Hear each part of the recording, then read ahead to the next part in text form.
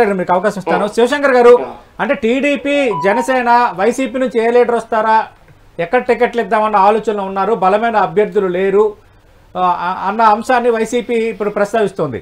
బయట కూడా జరుగుతున్న చర్చ ఏంటంటే జనసేనకు సంబంధించి కొన్ని స్థానాల్లో అంగబలం అర్ధబలం ఉన్న నేతలు దొరకడం లేదు అన్నది బయట వినిపిస్తున్న చర్చ ఒకటి. రెండోది, ఇప్పుడు వైసీపీ నుంచి చేరిన ఎమ్మెల్సీ ఎవరైతే ఉన్నారో వంశీకృష్ణ, ఆయనకి వెంటనే ఏదో ఒక టికెట్ కన్ఫర్మ్ చేస్తున్నారు. అలాగే పిఠాపురం ఎమ్మెల్యే దొరబాబు త్వరలో రాబోతున్నారు, ఆయన జనసేన క్యాండిడేట్ అక్కడ కావచ్చని ఆయనే ఇంకా ప్రచారం చేసుకుంటున్నారని చర్చ జరుగుతోంది. అంటే ఎవరు సడన్గా వస్తే వాళ్ళే క్యాండిడేట్లు అయ్యే వాతావరణం ఉందంటే ఇప్పటివరకు ఆయా స్థానాల్లో బలమైన అభ్యర్థులు లేరనుకోవాలా? వైసీపీ ఆరోపణకు మీ దగ్గర ఉన్న సమాధానం ఏంటి? అంటే రామయ్య గారు ఒక వాస్తవాన్ని మర్చిపోతున్నారు సతీష్ గారు. 2019లో జనసేన పార్టీ 136 సీట్లకి పోటీ చేసింది. మిగతా సీట్లు పొత్తులో ఉన్నటువంటి పార్టీలకు కేటాయించింది. ఆ వాస్తవాన్ని ఆయన పరిగణలోకి తీసుకోవట్లేదు. బహుశా ఆయనకి గుర్తు మర్చిపోయినట్లు ఉన్నారు.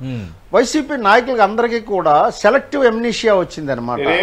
కొన్ని విషయాలు మర్చిపోతుంటారు. అది ఈ మధ్యనే ఆ వ్యాధి వీళ్ళందరికీ వచ్చింది, నాయకులందరికీ. అంటే అభ్యర్థులు ఉండడం వేరు,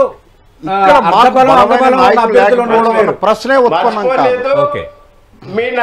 అవన్నీ వీళ్ళ మైండ్ గేమ్ అండి. అదంతా కూడా వీళ్ళ మైండ్ గేమ్.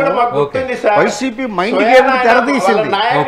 ఎప్పుడైతే తెలుగుదేశం జనసేన పొత్తు కన్ఫర్మ్ అయిందో వీళ్ళ గుండెల్లో రైలు పరిగెడుతున్నాయి. ఎలాగైనా వీళ్ళిద్దరి మధ్యన పంచాయతీ పెట్టాలి, తగులు పెట్టాలి అని క్షుద్ర మాంత్రిక మలయాళీ టక్కోరు టమారాలన్నీ వేస్తున్నారు. కానీ అవి సాగవు. ఎందుకంటే మేము స్వార్థం కోసం ఖర్చు పెట్టుకోలేదు. ప్రజా సంక్షేమం కోసం, ప్రజా ప్రభుత్వం కోసం, ప్రజాస్వామ్యాన్ని రక్షించడం కోసం పెట్టుకున్నాం తప్ప స్వార్థం కోసం కాదు. కాబట్టి శివశంకర్ గారు, రామయ్య గారు ఒక్క నిమిషం ఆగాలి. శివశంకర్ గారు, ఓకే, వైఎస్ఆర్ కాంగ్రెస్ పార్టీలో స్థానచలనం జరిగిపోతుంది, ఇది వ్యతిరేకతకు సంకేతం, గందరగోళంగా ఉంది, వాళ్ళు మా రాజకీయాలపై మాట్లాడతారు కాబట్టి మేము కూడా వాళ్ళ రాజకీయాల్లో మాట్లాడుతున్నామని అంటున్నారు. ఓకే, కానీ రేపు పొద్దున్న అటు వైసీపీ టీడీపీ జనసేన మధ్య సీట్ల సర్దుబాటు అంతా సవ్యంగా జరిగిపోద్దని ఎలా అంటాం?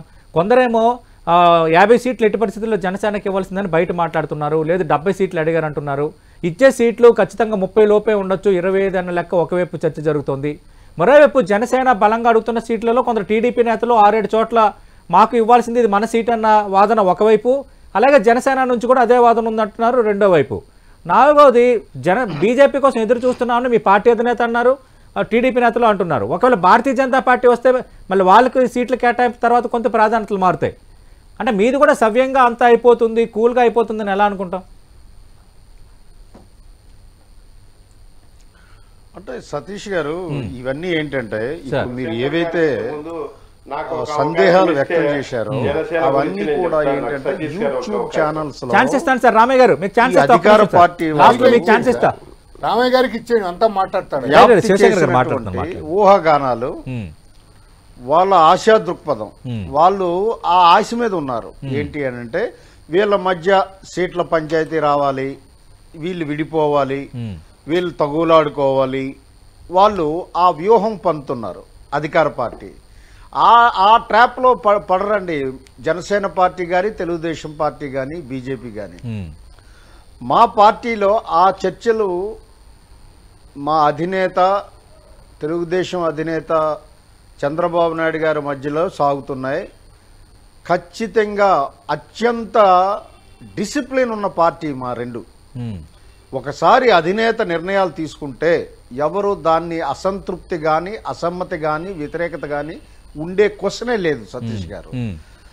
ఇంకా ఆ చర్చలు కొలిక్కి వచ్చాక అంతా విదితమైపోతుంది అధికార పార్టీకి. అప్పుడు వాళ్ళకి తత్వం బోధపడుతుంది. అంతవరకు వాళ్ళు ఇటువంటి ఊహాగానాలు తెరలేపి మా మధ్యలో ఒక వేడి వాతావరణం క్రియేట్ చేయాలన్నటువంటి వాళ్ళ ఆలోచనకి ఆస్కారం లేదు, చోటు లేదు సతీష్ గారు. అంతా కూడా పర్ఫెక్ట్ గా జరుగుతుంది, ఇందులో క్వశ్చనే లేదు.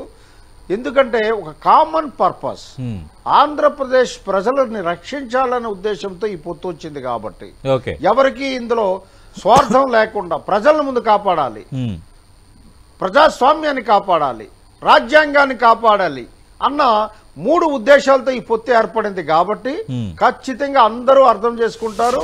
వాళ్ళు ఏదైతే అనుకుంటున్నారో అది జరిగే పని కాలేదు. ఓకే, చక్క సుహృద్భావ వాతావరణంలో సాగుతుంది.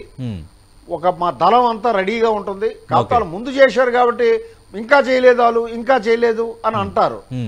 కాబట్టి సమస్య వాళ్ళకు వచ్చింది, మాకు రాలేదు. రైట్.